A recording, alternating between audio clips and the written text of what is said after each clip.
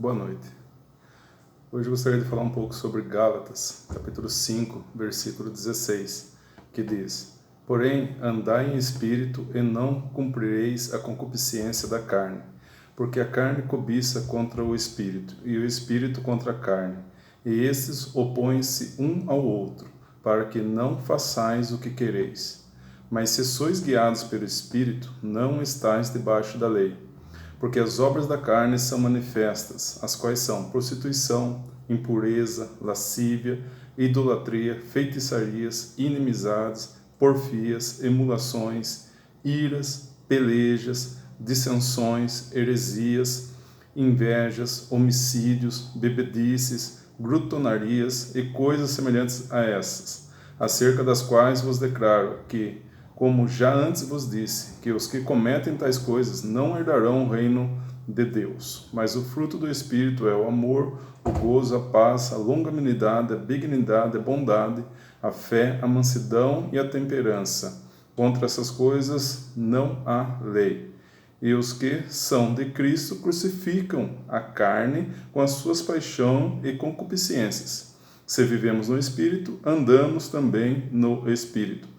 Não sejamos cobiçosos de vanglória, irritando uns aos outros, invejando uns aos outros.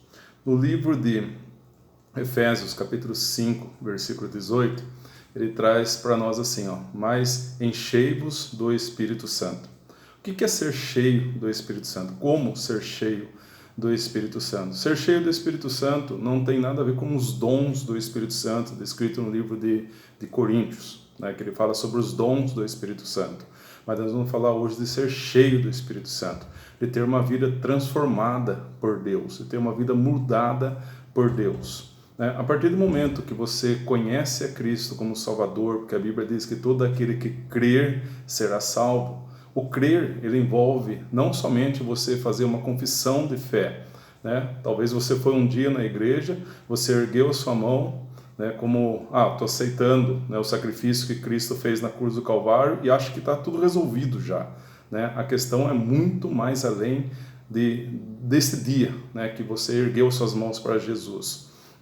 Ali foi um ponto de partida, mas o crer, ele envolve você crer não somente que Cristo morreu na cruz do Calvário por você, que garantiu a sua salvação, mas quando você crê em Jesus Cristo, você tem que crer em tudo aquilo que fala sobre Jesus Cristo, em tudo aquilo que a Bíblia fala, porque a Bíblia ela vem falar sobre Jesus Cristo, a Bíblia ela vem falar sobre todas as obras que Jesus fez, a Bíblia vem falar de como você pode agradar a Deus, a Bíblia ela vai falar de como você deve andar para agradar a Deus. E esses versículos nós vemos, ele dá uma pequena ideia daquilo que o Senhor espera de nós. Primeiro, ele diz para nós em Efésios 5, 28, enchei-vos do Espírito Santo.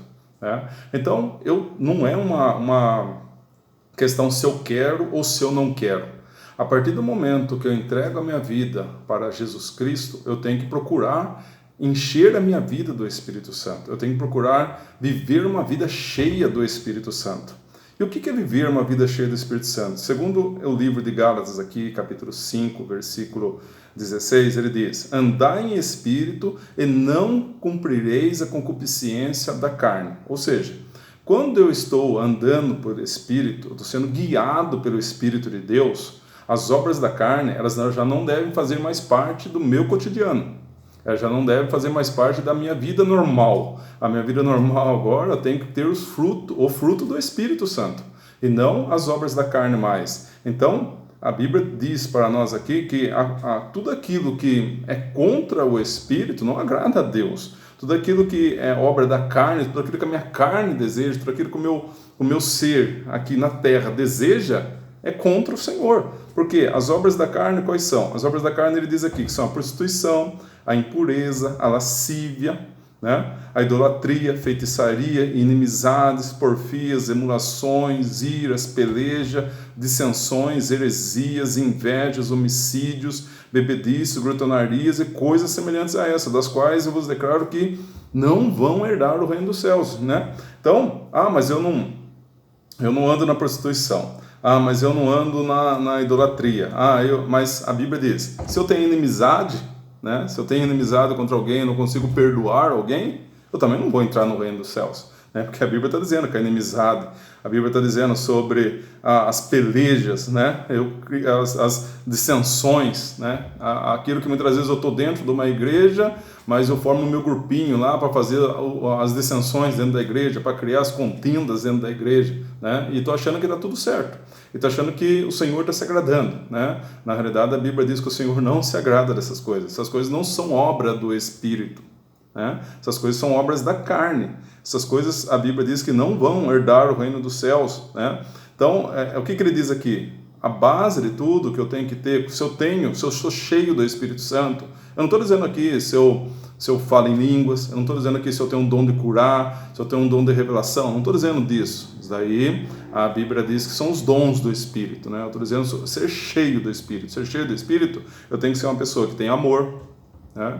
Eu tenho que ser uma pessoa que tenha alegria na minha vida, mas essa alegria não é uma alegria que vai me fazer ficar sorrindo todo dia. Essa alegria é eu saber que mesmo as coisas não estão dando tudo certo na minha vida, é eu saber que Cristo está comigo, né? E a presença dele me deixa alegre, a presença dele me deixa feliz, sabendo que ele tem um escape para todas as coisas, né? É ter paz, né? É ter paz. As pessoas muitas vezes hoje não estão dentro da igreja e não têm paz, sendo que Jesus disse em Isaías, fala sobre o nome de Jesus, aí capítulo 9, versículo 6, né? Ele vem falar que ele é o príncipe da paz, né? Então, se eu tenho Cristo na minha vida, se o Espírito de Deus está na minha vida, eu tenho paz na minha vida, né? Aí ele vem falar para nós aqui, né, para ser uma pessoa bondosa, né, para ter benignidade na minha vida, né, para ter fé. Eu poderia explicar um por um dele aqui, mas aí o vídeo ficaria muito comprido, né? Mas a gente fala assim, vamos falar de fé. O que é o ter fé? É o ter fé apenas que eu posso ser curado? É o ter fé apenas que talvez eu consiga alguma coisa material nessa terra? Não, a fé é muito além disso. A fé é você entender, a fé é você compreender que você está de passagem nesse mundo. A fé é você entender que tem aquilo que os olhos não vê, mas você consegue visualizar aquilo que Deus preparou para a sua vida, além dessa terra, além desse mundo, além dessa vida aqui, ó, de corpo, que a Bíblia diz que a terra vai consumir, né? A Bíblia diz que volta ao pó, né? Mas além disso, é você crer que o Senhor preparou uma morada para você. Então a fé, você vai visualizar aquilo que Deus preparou para você, aquilo que Deus já projetou para a sua vida, porque Deus quer a salvação de todo ser humano, né? De todo ser humano que verdadeiramente andar conforme as suas escrituras, verdadeiramente crer nas suas escrituras, verdadeiramente tentar observar aquilo que o Senhor deixou nas suas escrituras para nós observarmos. Ser uma pessoa mansa, né? Não se irritar com qualquer coisa, né? Não querer brigar por qualquer coisa, né? Não, ser uma pessoa que tenha mansidão na sua vida, né? Uma pessoa que saiba lidar com as coisas, né? Que saiba lidar com a situação, né? Cristo é mais manso que Cristo, né? Nós erramos constantemente, né? E a mansidão de Cristo para conosco, toda vez que você vai diante dele pedir perdão para ele, a sua misericórdia para nossas vidas, né? E muitas vezes nós não queremos ter misericórdia da pessoa que muitas vezes fala uma palavra de nossas vidas, né? Mas já parou para pensar tudo que você faz que não agrada a Deus e a misericórdia que ele tem, como ele tem sido manso com a sua vida, como ele tem sido manso com as nossas vidas, né? Então nós temos que um pouco parar e pensar, olhar para Cristo.